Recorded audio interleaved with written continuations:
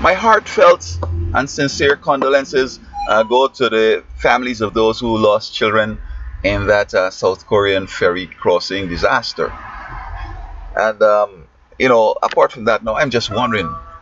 You have South Korea that's supposed to be an advanced nation. They do a lot of trade and stuff like that. A lot of countries seem to be afraid of South and North China because they'll become a behemoth. Maybe they're gonna challenge China for world domination and the whole sphere that's going on in Asia. And so this tragedy here, I am just wondering if this is something that you'd expect from a country that is so important and has such a clout in the world trade and so on. Now, I haven't been able to get definitively what the problem is, but what I gathered is that they felt a jolt and then it started to capsize.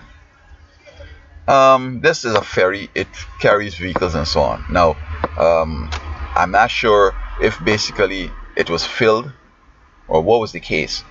But the first question I want to find out is that were these vehicles anchored down? After the park, do they take a chain and tighten it down to the floor of the ferry there? Okay, they didn't do that.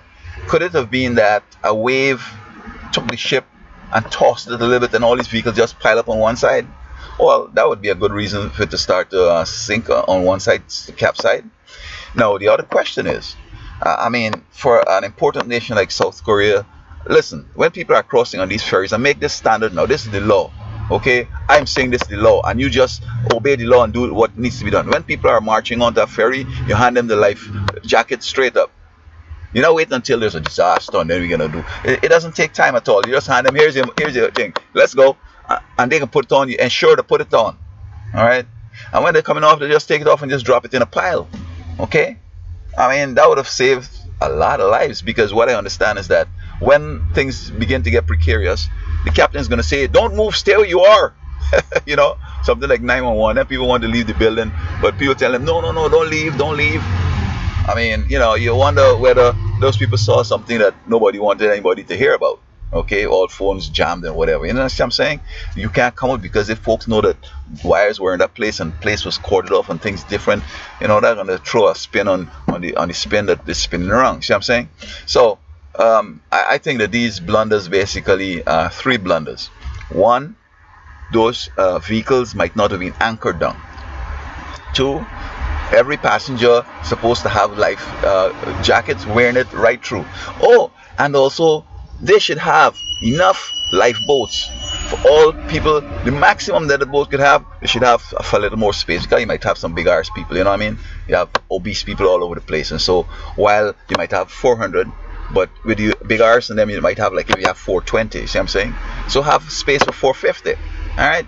And as soon as that thing had started, if they had begun to put people in life rafts and whatever, a lot more people would have been saved, and perhaps a miracle could have happened and everybody could have saved. Because if you fall in the water, and I've seen it here, man, you drop two people right in the water like that, and the waves start to move around a little bit, eventually these people way apart, they're not going together, no, so they're separated by real quick. 100 meters of water separating them, and then as things go on, one gone way up a half mile away, it's tough. But if they have on the life jackets and something that will illuminate fluorescent with the flares that they're throwing up, it making the rescuing and the plucking them from the ocean, a much easier task.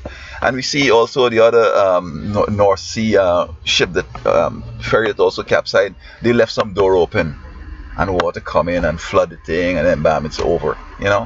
Folks got to be thinking, and I think South Korea is no excuse. South Korea needs to operate according to international rules. I only hope that the products they're selling us here aren't so sloppy and shotgun like the way this ferry thing was going on. So in conclusion, the air, they're not giving everybody a life jacket. The air not having ensured to have enough lifeboat space for everybody. Third, they did not anchor down those vehicles that were transporting, which probably could be the real serious problem. All right, and the instructions that the captain was given was so bogus and so incompetent that these four are responsible for this tragedy. And so let us be careful now. Don't let us have no more of this again. Okay, let us do what needs to be done. Let us do it. You see, the right thing to do is always the smart thing and intelligent. White folks can do something different.